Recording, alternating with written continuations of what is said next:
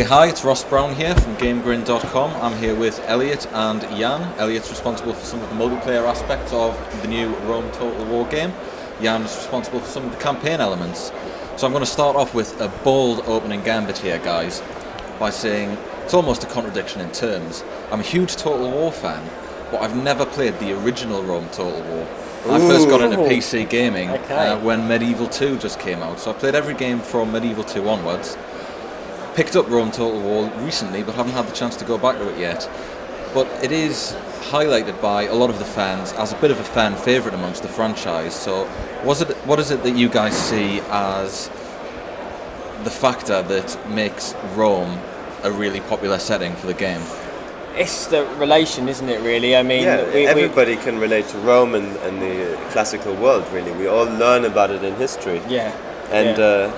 And we can recognize Roman, and we can recognize it in ancient Greek and ancient Egyptian. There's so many popular cultures there in our Western society where we all trace back our culture to that world. And I mean, there are loads of movies. It's been driven, through the media in Gladiator and Spartacus and stuff like that. So I think we all sort of understand that period. I mean, if you see a Roman sort of costume outfit like the one up on the wall, everyone goes, I know what that is. I know exactly what that period is, and I can relate to it. So it doesn't take much effort to sort of instantly get people interested in that period. So it's just the best way to go, really. It's the one that everyone looks forward to, I think. Yeah, and it's the period where there are names from that period that have lasted for over 2,000 years, like Caesar, Hannibal, Alexander, Cleopatra, Pyrrhus. We all know these names, and their names ring in our heads even today, and we know who they are. And it's rare for any period in history that 2,000 years later people still know so many names. And given that the fans still really support the original now, has that put a lot of pressure on you on Rome 2 any more than any previous Total War games? It has, but in a good way. I'd say it's made us all want to go that little extra step, and we very much are going that extra step. We're all been full out, the game's ready now, and we've been trying to get as much of the old sort of elements and make sure we do those exactly right, but plus loads of new stuff in there, and we've been working really, really hard. I think it's just instilled a passion in the team, like a real passion in this game, that we really want to get this one right. We want to get it spot on and not let anyone down, and I think we've done that, to be honest. Yeah, and about 80% of the original Rome team is actually still working on Total War at the moment. So we have a lot of the old people who bring the knowledge of how they've done the first Rome, and of course we have all the new knowledge of the recent titles like Shogun, Empire, Napoleon, and we're trying to really bring that together and see what's best for this game and what do the fans expect from Rome, because obviously they know the old one, they have expectations, and how do we fulfill these expectations and exceed them? Yes, quite. Exceed them. I think we do. Well, we were lucky enough to catch the presentation last year where it revealed some new elements about the campaign, things like a more personal face of Rome with the interactions between the various families, but obviously that's not going to be the only change. So what have you done to make this a new and fresh experience over the original Rome? Well, for the campaign, well, first of all, the campaign is much bigger in many ways. So the map stretches from the northern end of Denmark to Ethiopia, and from the coast of Portugal to Afghanistan and almost India. So in that sense, we really now have the entire ancient world in there, the classical world, where the important things that happened from Alexander to Varus to Hannibal, it's all on the map. And we have 150 regions divided in many provinces, as well as 4 different cultures, and within these cultures they don't all just play differently, but we have different art styles, we have different music, different buildings. Obviously the units are vast and very diverse. So in the first Rome, one of the things the fans didn't like is that a lot of the non-Roman factions were kind of all the same. And now this time we've really paid attention that the units are very unique for each faction. Maybe you can talk a bit more about that. Yeah, the way they play. So, for example, on the campaign map, I believe that the Rome, for example, they completely really rely on their capital sort of state, so everything sort of comes from there, whereas the barbarian factions, they can kind of like spread their resources more, they're more agricultural, so their settlements can be sort of more mixed, they're better at that. And then into battle, the combat it really sort of reflects in that the Rome is this kind of grinding machine, they're sort of this big grinding machine, and the barbarians kind of go in like, all guns blazing, as it were. They're kind of like berserk and really good at sort of guerrilla warfare and ambushing and surrounding and sort of all that sort of stuff. So it's really different kind of play styles in the battle and in the campaign for your different factions. We've really concentrated on that, so it doesn't feel like you're playing the same thing but with a different title. That's been really, really important to us. So, yeah, that's really good. And one of the new things in Rome 2, of course, is the fact that naval battles and land battles have now been combined, whereas previously they were entirely separate entities.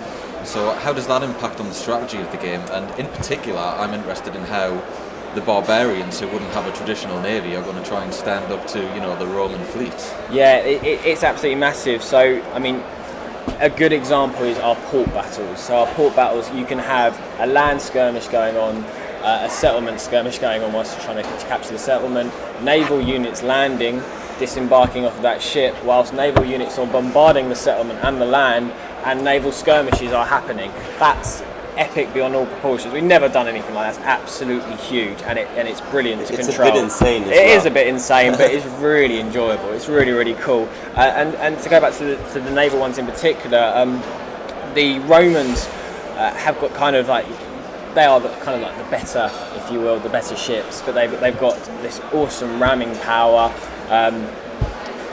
You've got brilliant ships that will, if you go into these small ships, you absolutely destroy and hit them, and they just break apart and you sink the ships. And the barbarians have got these really sort of slow moving barges, if you will, where they've got full of berserkers, and if you happen to get too close to these guys, they're going to board you and they're going to go nuts on your ship. So again, it's a different kind of play style.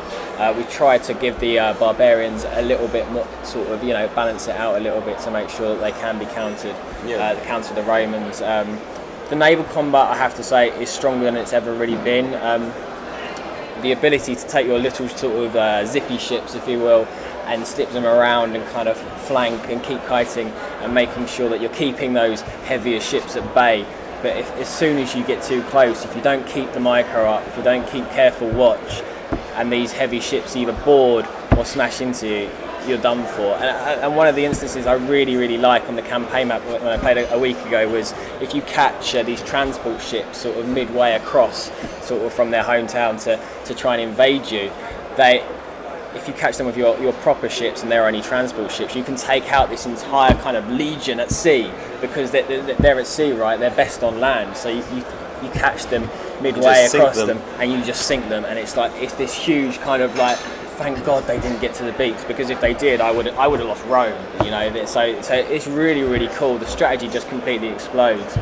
I mean, going back to the battle as well, one of the things that we've got is this new line of sight system. I mean, you chuck that in on top of these huge battles, and the strategy just explodes. If you can't see an actual enemy unit, it's hidden completely. So it is literally true line of sight. These units have a kind of sight range as well, so it really adds awesome sort of ambushing tactics to every single battle, settlements and the like. So if there's like a small dune or a hill or whatever, you can hide a couple of units behind this, line up your main army, and you think, oh, I can take that, that's fine, I've got this. And you sort of, many times I've done this against the AI and it's taken me by surprise. I rock up, I've got this, and then all of a sudden this legion comes over the top of these dunes and you're just like, oh my God. It's really, really cool. These are some really cool, strong features we've got in the game. So I'm really excited about them. They're awesome. And in terms of the multiplayer, in the older games in the series, it was just a case of putting an army together and facing another player on a map, and then more recently we've had the sort of drop-in multiplayer element where you can drop into battles from another player's single-player campaign. Are we bringing that back? Is this going to be a feature? The multiplayer is a really interesting question, because we've basically got internal metrics on all of this stuff, and we found that the most popular aspect of the multiplayer game was literally the very classical approach was the what we had in Rome 1, a simple custom battle. You make your own room, you make your own sort of situation, and you fight that out. So this is what we've gone for Rome 2. We really wanted to make sure we did it right and didn't disappoint the hardcore, because that's what they appear to be enjoying from the stats. So we've delivered that. So in the custom battles, one of the new features we've got is we've injected the entire campaign map into the custom battle screen. So normally you'll get a list of maps, be them 10, 20, whatever. Now you've got the entire campaign map available at your disposal. You can click anywhere on the campaign map and play. It's from Egypt all the way up to Scotland, and you get a completely different environment to play in. We've got tens of thousands of maps. We've got so many maps. The replayability is beyond belief, which is really, really awesome. You can mark these maps as favourites if you happen to find a particular location that you think is really, really cool. You can share them with your friends. One of the things I really like is that if you play, let's say near the pyramids or near Stonehenge, like on the campaign map, you'll get those features in the battle as well, which is really, really cool. I really, really like that. The campaign map now really kind of translates into the battle. So if you play a battle on the campaign map, you will recognize the features that you see on the campaign map in the battle. And if you then fight a battle like 2 kilometers further down, you will see the old battlefield in the distance. You can see, oh yeah, that's where I fought the previous battle. But now I'm just a bit further down this valley. So that's a level of detail that we just never had before. Yeah. So that goes from the normal 1 versus 1 up to 4 versus 4 in multiplayer as well. We've got a new feature called Quick Match, which basically allows you to quickly get into a game with a balanced army and a balanced map, and you can just fight it out really quickly, a couple of minutes, and you get straight in and one or two clicks. And that also goes through to a leaderboard as well, which is really nice. So you get ranked, it's more accessible, it's a really, really cool, simple feature to get people in. I think that's the first time we have a ladder system, isn't it? We had it in Shogun, but this one's a lot simpler and easier and quicker to understand. It's much better, basically. We've done it a lot better. And so they're the main features, which are really, really cool. And people who've pre-ordered the game will be getting the Greek factions. Which of course will add a whole different level of strategy to it. Every faction and every Total War game has differences, so you have to learn how to adapt. In terms of people who don't pre-order, is there a possibility that down the line this may become available as a DLC? Yeah, they can buy them, absolutely.